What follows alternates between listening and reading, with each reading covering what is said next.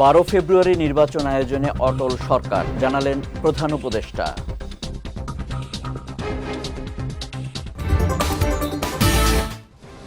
পাকিস্তানের সঙ্গে সম্পর্ক উন্নত করার চেষ্টা করা হচ্ছে, বললেন পররাষ্ট্র উপদেষ্টা। এবং শতাধিক গুম খুনের অভিযোগে জিয়াউল আহসানের বিচার শুরুর আদেশ ট্রাইব্যুনালের।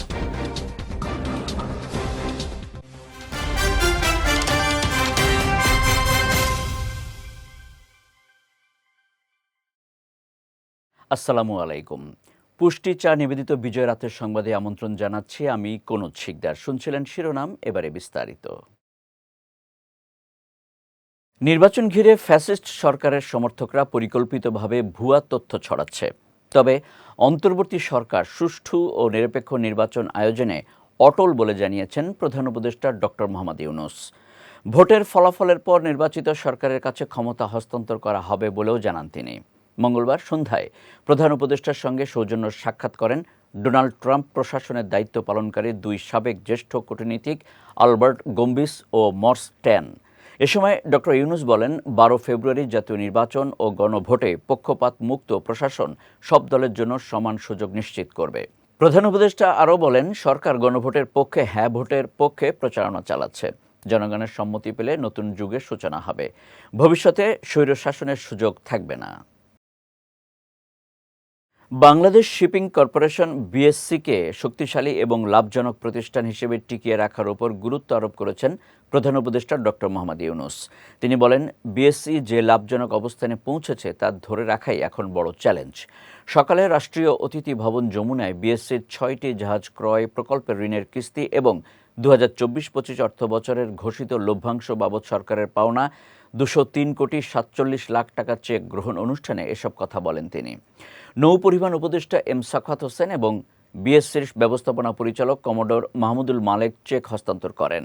প্রধান উপদেষ্টা ভবিষ্যতে নিজস্ব আয়ে নতুন জাহাজ সংযোজনের পরিকল্পনা নেয়ার পাশাপাশি নাবিকদের কর্মসংস্থান এবং প্রশিক্ষকদের যথাযথ সম্মানী নিশ্চিত করার নির্দেশ দেন। বছরের ব্যবধানে পাকিস্তানের সঙ্গে সম্পর্ক অনেকটাই স্বাভাবিক হয়ে এসেছে বলে জানিয়েছেন পররাষ্ট্র উপদেষ্টা মোহাম্মদ তৌহিদ হোসেন। আজ পররাষ্ট্র মন্ত্রণালয়ে সাংবাদিকদের সঙ্গে আলাপকালে একথা জানান তিনি। বলেন, পাকিস্তানের সঙ্গে সম্পর্ক উন্নত করার চেষ্টা করা হচ্ছে। গত এক বছরে অনেকটা স্বাভাবিক হয়ে এসেছে। আরও কিছু কাজ করা যেতে পারে, সেগুলোর অগ্রগতি হলে জানানো হবে।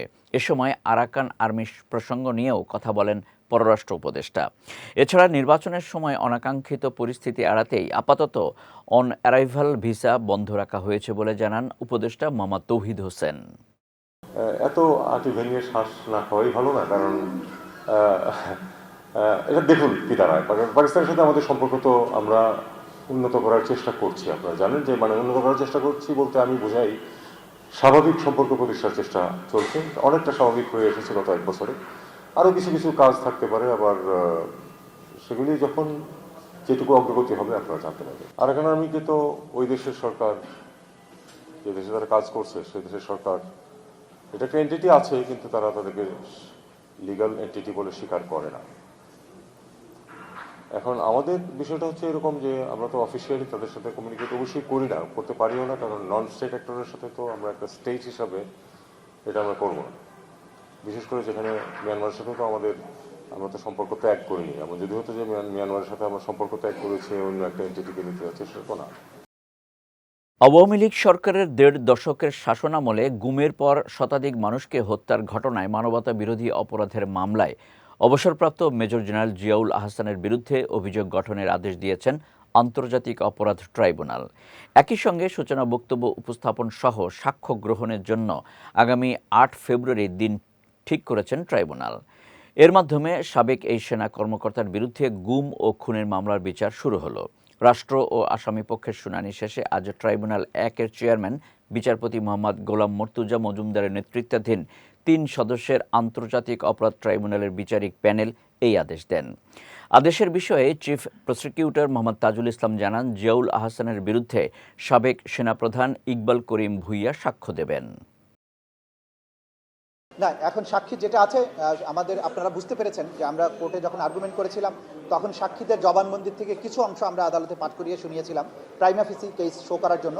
সুতরাং সাক্ষীদের নাম আপনারা জেনে গেছেন, তারা সাক্ষী দিবেন আদালতে এবং সে সাক্ষীর মাধ্যমে তুলে ধরবেন যে গুমের স্ট্রাকচারটা কীভাবে সামরিক বাহিনীর অফিসারদেরকে র্যাবে পাঠানোর কারণে কিভাবে তাদের চরিত্র ধ্বংস হয়েছে, কিভাবে এই অফিসারগুলো সেখানে গিয়ে একটা নিষ্ঠুর খুনিতে পরিণত হয়েছে, সেই কথাগুলো একজন সেনাপ্রধান হিসেবে তিনি অবলোকন করেছেন, সেগুলোর ব্যাপারে ব্যবস্থা গ্রহণের চেষ্টা করেছেন এবং তিনি এটার বিরুদ্ধে অবস্থান নিয়েছিলেন। বিএনপি ক্ষমতায় গেলে আগামীতে ব্যবসা বাণিজ্য সহজ করতে প্রয়োজনীয় সব উদ্যোগ নেওয়া হবে বলে জানিয়েছেন দলটির স্থায়ী কমিটির সদস্য আমির খসরু মাহমুদ চৌধুরী। সকালে ইন্টারন্যাশনাল কনভেনশন সেন্টার বসুন্ধরায় 15তম গ্যাপেক্সপো ও গার্মেন্টেক বাংলাদেশ 2026 উপলক্ষে আয়োজিত উদ্বোধনী অনুষ্ঠানে তিনি একথা জানান। আমির খসরু বলেন, গার্মেন্টস অ্যাক্সেসরিজ ব্যবসায় যারা শতভাগ এক্সপোর্ট ফ্যাক্টরি করবে তারা গার্মেন্টস শিল্পের মতোই ব্যাক টু ব্যাক এলসি এবং বন্ড সুবিধা পাবে। অনুষ্ঠানে এনবিআর এর চেয়ারম্যান মোহাম্মদ আব্দুর রহমান খান বলেন, জটিলতা কাটিয়ে ব্যবসা বান্ধব পরিবেশ নিশ্চিতে কাজ করছে সরকার। পাশাপাশি বন্ড সুবিধার যারা অপব্যবহার করে তাদের আইনের আওতায় আনা হবে। 3 দিনব্যাপী এই এক্সপো 17 জানুয়ারি শেষ হবে। আমাদের পক্ষ থেকে আমরা আপনাদেরকে ফুল সাপোর্ট দেব, কোনো সন্দেহ নাই। এবং যত 100% এক্সপোর্ট ইন্ডাস্ট্রি বাংলাদেশে হবে, আমরা সবাইকে ব্যাক টু ব্যাক এলসির সুযোগ দেব, বন্ডের ওয়ার হাউসের সুযোগ দেব। নিশ্চিত থাকেন আপনারা সবাইকে। এনি এক্সপোর্ট ইন্ডাস্ট্রি 100% যারাই নিয়ে আসবে তাদেরকে আমরা ব্যাক টু ব্যাক ফ্যাসিলিটি দেবো, বন্ডেড ওয়ার হাউস দেবো। গার্মেন্ট যে সুযোগ সুবিধা পাচ্ছে আপনারা সকলে পাবেন এই সুবিধাটা। নির্বাচন ঘিরে আইনশৃঙ্খলা পরিস্থিতি নিয়ে শঙ্কা প্রকাশ করেছেন বিএনপির স্থায়ী কমিটির সদস্য মির্জা আব্বাস। তিনি অভিযোগ করেন, আইনশৃঙ্খলা পরিস্থিতির অবনতি ঘটানোর জন্য কিছু প্রার্থী আচরণবিধি ভঙ্গ করে উস্কানিমূলক কথাবার্তা বলছে। দুপুরে রাজধানীর নয়াপল্টন এলাকায় সাধারণ মানুষের সঙ্গে শুভেচ্ছা বিনিময়কালে তিনি এসব কথা বলেন। মির্জা আব্বাস আরও বলেন, ঢাকা 8 আসনে কিছু প্রার্থী মবক্রেসি করার পাঁয়তারা করছে। কেউ মব করলে তার দায় তাকেই নিতে হবে বলে সতর্ক করেন তিনি। ভোটারদের বিভ্রান্ত করা হচ্ছে অভিযোগ করে মির্জা আব্বাস কোনো ধরনের উস্কানিতে কান না দিতে ভোটারদের প্রতি আহ্বান জানান। আইন শৃঙ্খলা পরিস্থিতি নিয়ে আমি নিজেও খুব শঙ্কিত, কারণ কয়েকদিন আগেও আমাদের একজন কর্মীকে হত্যা করা হয়েছে এবং গতকালও বোধহয় একজনের উপরে আক্রমণ করা হয়েছে। আর আইন শৃঙ্খলা পরিস্থিতিটার যাতে আরও খারাপ হয় এই জন্য কিছু কিছু প্রার্থী উস্কানিমূলক কথাবার্তা বলছে। আপনি খেয়াল করে দেখবেন যে আমাদের এই আসনের কিছু কিছু প্রার্থী তাদের যে কাজকর্ম, তাদের কথাবার্তা অত্যন্ত উস্কানিমূলক। যেমন আমার সঙ্গে তারা বলতেছে, আজে বাজে কথা বলতেছে। আর কিছু কিছু প্রার্থী নিজেদেরকে তুলে ধরতে গিয়ে অন্য প্রার্থীর বদনাম করছে, যেটা নাকি নির্বাচন আচরণ বিধিমালার লঙ্ঘন। তো এই ব্যাপারে আমি নির্বাচন কমিশনকে আহ্বান জানাবো, তারা যেন ওই ব্যাপারে খেয়াল রাখেন। এবার পুষ্টি চিনি গুঁড়া চাল নিবেদিত জেলা সংবাদ।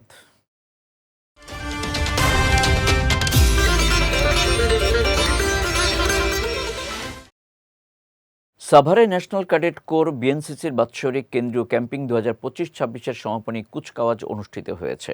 সকালে বাইপাইলে অবস্থিত বিএনসিসি একাডেমি প্রাঙ্গণে এই অনুষ্ঠানের আয়োজন করা হয়। এতে প্রধান অতিথি ছিলেন সেনাপ্রধান জেনারেল ওয়াকারুজ্জামান। এ সময় কুচকাওয়াজ পরিদর্শন ও সালাম গ্রহণ করেন তিনি। বক্তব্যকালে সামাজিক ও জাতীয় পর্যায়ে বিএনসিসি ক্যাডেটদের অবদানের ভূয়সী প্রশংসা করেন সেনাপ্রধান। এছাড়া বিএনসিসিতে কর্মরত সশস্ত্র বাহিনী সহ বিভিন্ন দপ্তরের অফিসার এবং ক্যাডেটদের উদ্দেশ্যে দিক নির্দেশনামূলক বক্তব্য প্রদান করেন তিনি।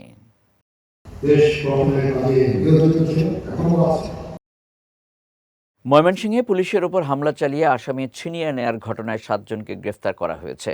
ছিনিয়ে নেয়া আসামি আরিফুলের বাবা সাগর আলী, ভাই রেজাউল করিম সহ 7 জনকে গ্রেফতারের পর দুপুরে আদালতে নেয় পুলিশ। এর আগে গত রাতে 25 জনের নামসহ অজ্ঞাত 100 থেকে 150 জনকে আসামি করে মামলা করা হয়। পুলিশ জানায়, মঙ্গলবার বিকেলে নগরীর দিগারকান্দা এলাকায় অভিযান চালিয়ে একটি মামলার এজাহারভুক্ত আসামি আরিফুল ইসলামকে গ্রেফতার করা হয়। থানায় নেওয়ার সময় আরিফুলের বাবা সাগর আলীর নেতৃত্বে শতাধিক লোক লাঠি সোঁটা ও দেশীয় অস্ত্র নিয়ে পুলিশের ওপর হামলা চালিয়ে আরিফুলকে হাতকড়া সহ ছিনিয়ে নেয়। এতে আহত হন পুলিশের 5 সদস্য।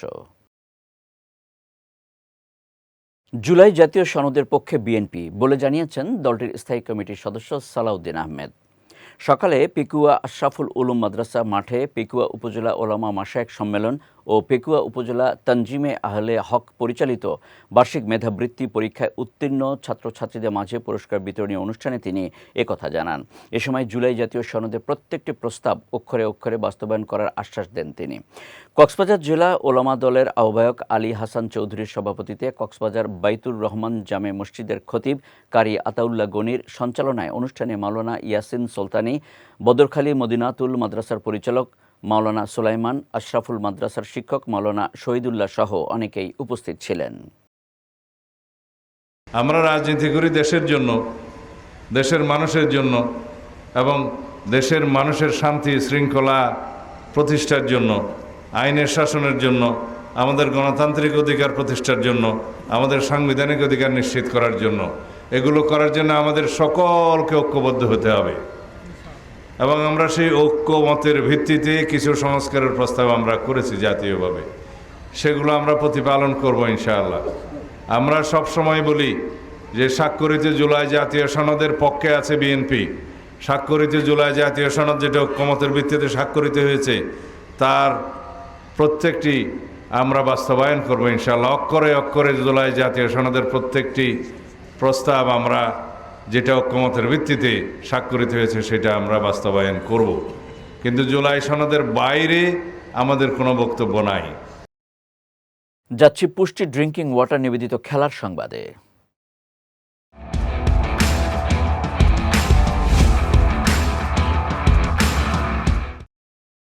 অভিজ্ঞ ক্রিকেটারদের সমন্বয়ে আসন্ন আইসিসি টি-20 বিশ্বকাপের জন্য 15 সদস্যের দল ঘোষণা করেছে নেদারল্যান্ডস।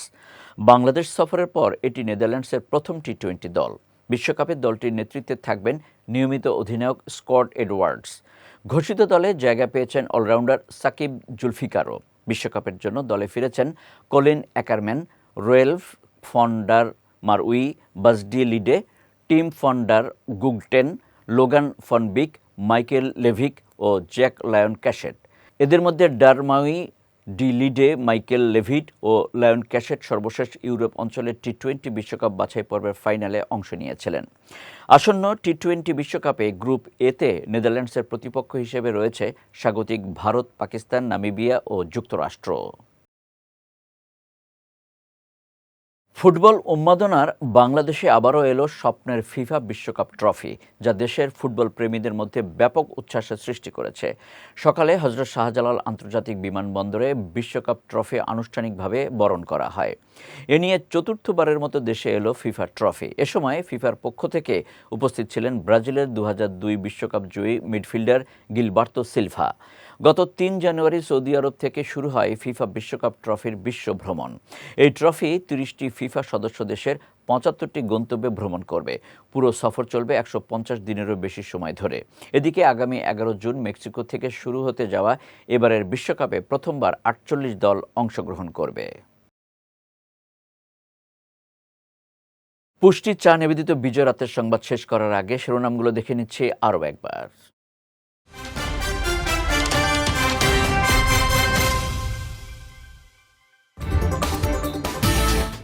12 ফেব্রুয়ারি নির্বাচন আয়োজনে অটল সরকার, জানালেন প্রধান উপদেষ্টা।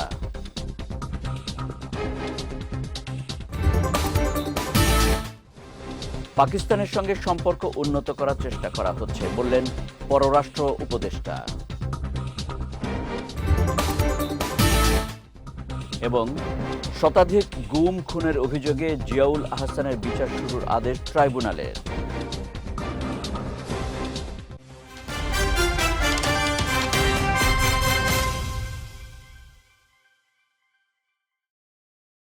বিজয় রাতের সংবাদ শেষে আজকের মতো আমি কনুজ শিকদার আপনাদের কাছ থেকে বিদায় নিচ্ছি। আগামীকাল একই সময় নতুন সব খবর দেখতে চোখ রাখুন বিজয় টিভিতে। এছাড়াও আজকের বিজয় রাতের সংবাদের ভিডিও দেখতে পারেন আমাদের ইউটিউব এবং ফেসবুক পেজে। আমাদের ইউটিউব হলো youtube.com/bijaytvofficial এবং আমাদের ফেসবুক পেজ হলো facebook.com/bijaytvlimited। এতক্ষণ সঙ্গে থাকার জন্য ধন্যবাদ সবাইকে।